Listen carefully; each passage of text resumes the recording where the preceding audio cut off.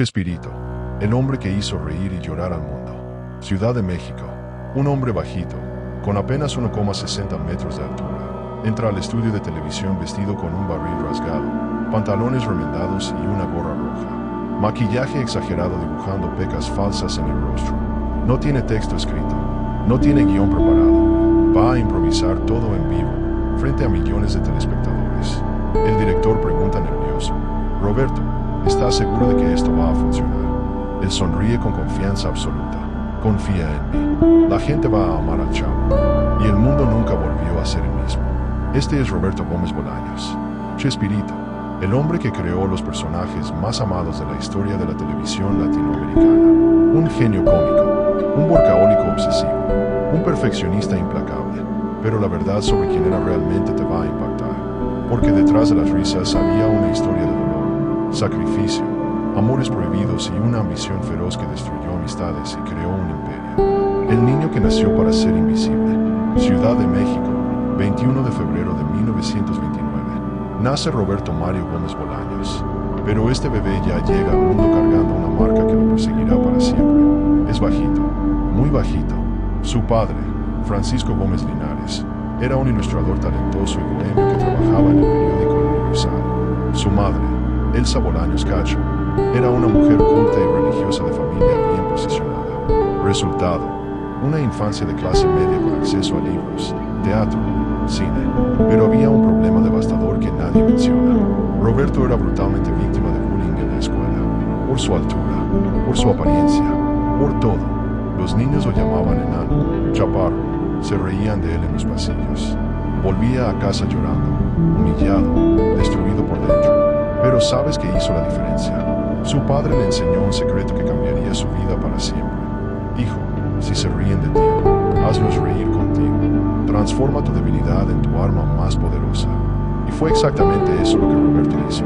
Comenzó a hacer payasadas en la escuela. Contaba chistes. Imitaba a los profesores. Hacía reír a todos. De repente, el niño bajito que era blanco de bullying se convirtió en el más popular de la clase. La comedia no era solo su talento, era su armadura, su supervivencia, la tragedia que nadie conoce. Roberto tiene apenas un año de edad. Su padre, Francisco, muere repentinamente de una hemorragia cerebral. Tenía solo 36 años. La familia Gómez Bolaños entra en colapso financiero. Su madre, Elsa, viuda a los 29 años con 3 hijos pequeños que criar, hace lo imposible. Trabaja en múltiples empleos. Cose, da clases, hace cualquier cosa para que sus hijos no pasen hambre. Roberto crece viendo a su madre sacrificarse todos los días, trabajando hasta la extenuación. Esto marcó profundamente su personalidad. Roberto desarrolló una obsesión por el trabajo que rayaba en lo patológico.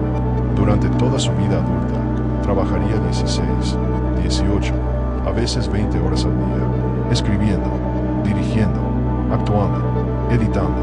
Nunca paraba, nunca descansaba, como si tuviera miedo de que todo pudiera desaparecer en cualquier momento. El ingeniero que se volvió escritor. Roberto estudió ingeniería en la prestigiosa UNAM, Universidad Nacional Autónoma de México. Sí, leíste bien. Chespirito era ingeniero titulado, pero su corazón nunca estuvo en los cálculos y las fórmulas. Estaba en las palabras, en las historias, en el humor. Mientras estudiaba, escribía guiones para radio, pequeños sketches cómicos, radionovelas, ganaba algunos pesos extras y descubrió algo revolucionario. Tenía un talento natural para hacer reír a la gente a través de las palabras.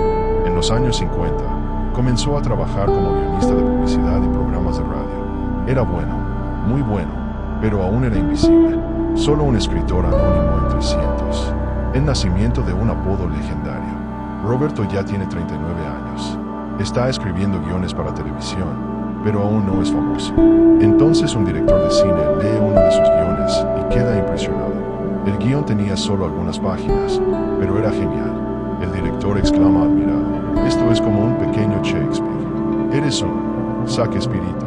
Pequeño Shakespeare. Chespirito.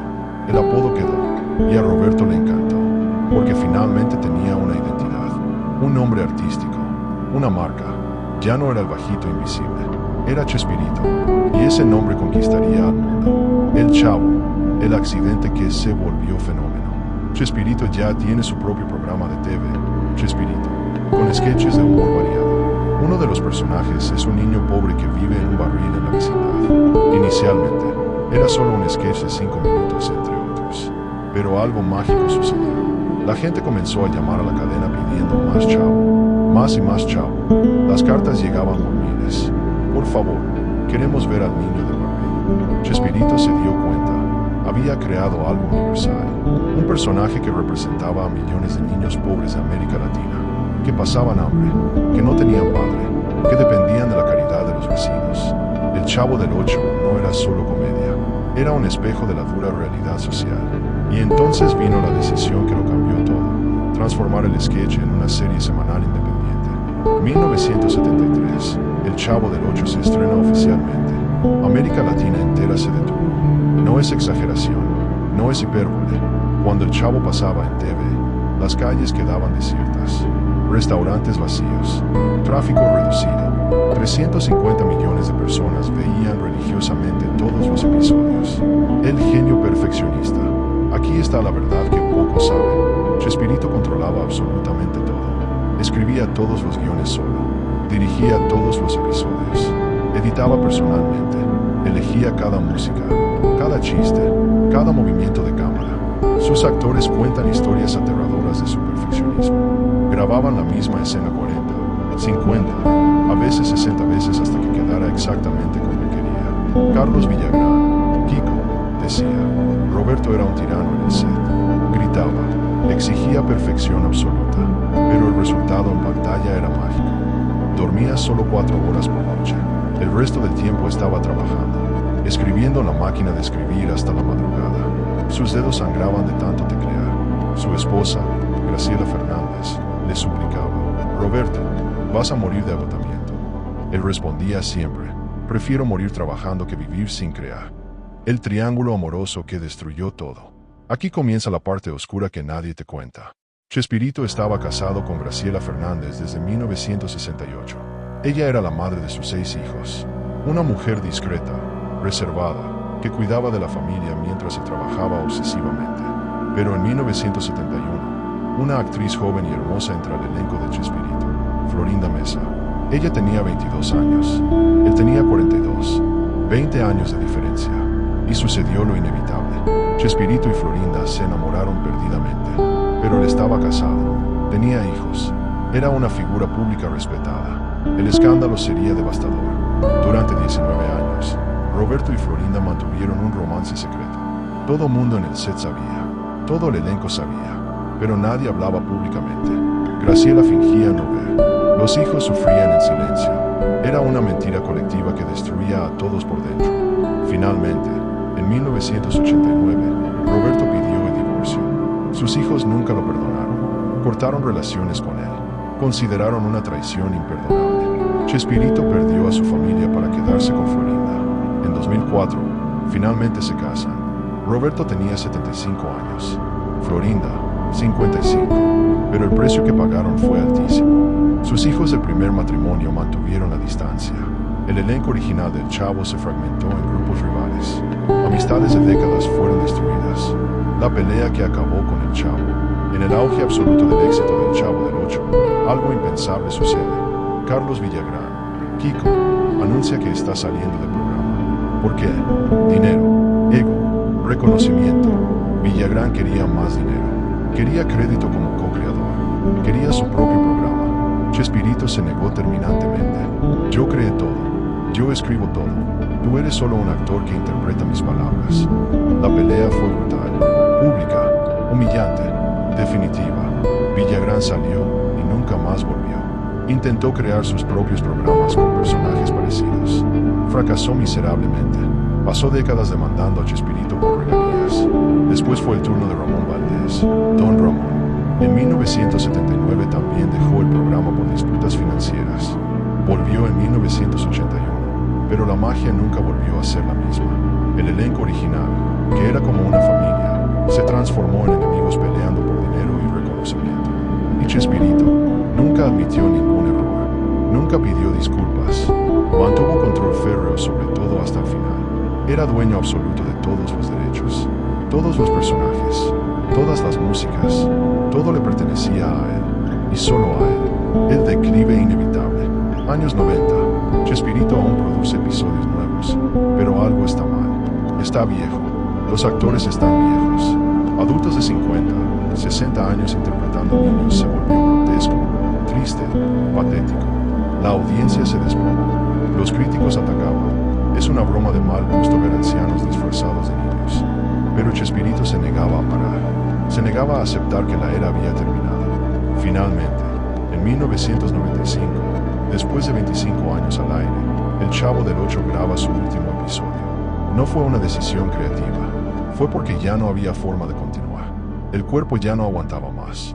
Los últimos años, enfermedad y silencio. Chespirito, ahora con 82 años, es diagnosticado con Parkinson y EPOC, enfermedad pulmonar obstructiva crónica. Su cuerpo, que trabajó incansablemente por décadas, finalmente está cobrando el precio. El que siempre fue tan activo, tan enérgico, ahora apenas puede caminar. Necesita silla de ruedas. Su última aparición pública fue en 2012, en su cumpleaños 83. Estaba irreconocible, delgado, frágil, temblando. Florinda, su esposa, lo cuidó con dedicación absoluta en esos últimos años. ¿Quién sabe si sintiendo culpa? ¿Quién sabe si amor verdadero? O ambos. 28 de noviembre de 2014. Cancún, México. Roberto Gómez Bolaños, Chespirito, muere a los 85 años por complicaciones respiratorias. El mundo entero lloró. Literalmente, presidentes de países declararon luto nacional. Millones de personas salieron a las calles vestidas de chavo, de chapulín. La ONU hizo un pronunciamiento oficial. No era solo un comediante, era un símbolo cultural de generaciones enteras.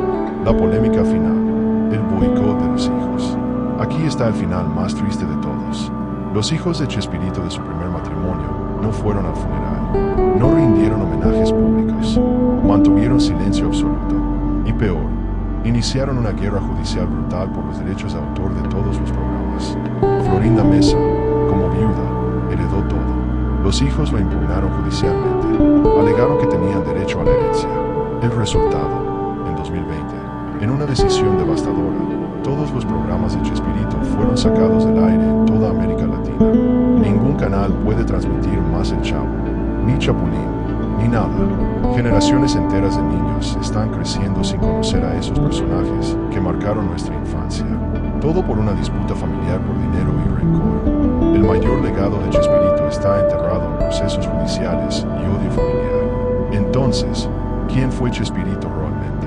Un genio, sí, incuestionablemente. Un workahólico que sacrificó todo por el trabajo. Absolutamente. Un hombre que destruyó a su familia por amor. También, un controlador obsesionado que no podía compartir créditos. Innegablemente, la verdad es que Roberto Gómez Bolaños era todo eso al mismo tiempo.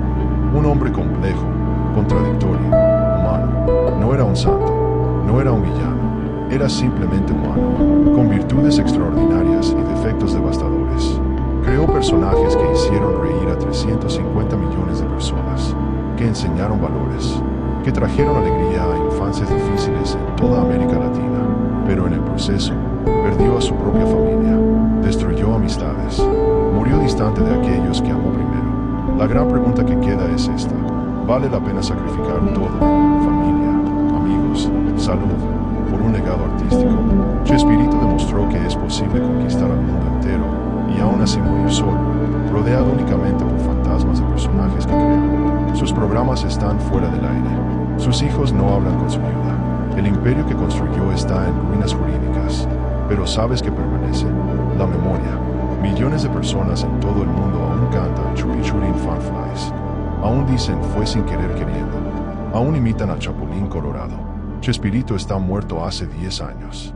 Pero sus personajes son inmortales.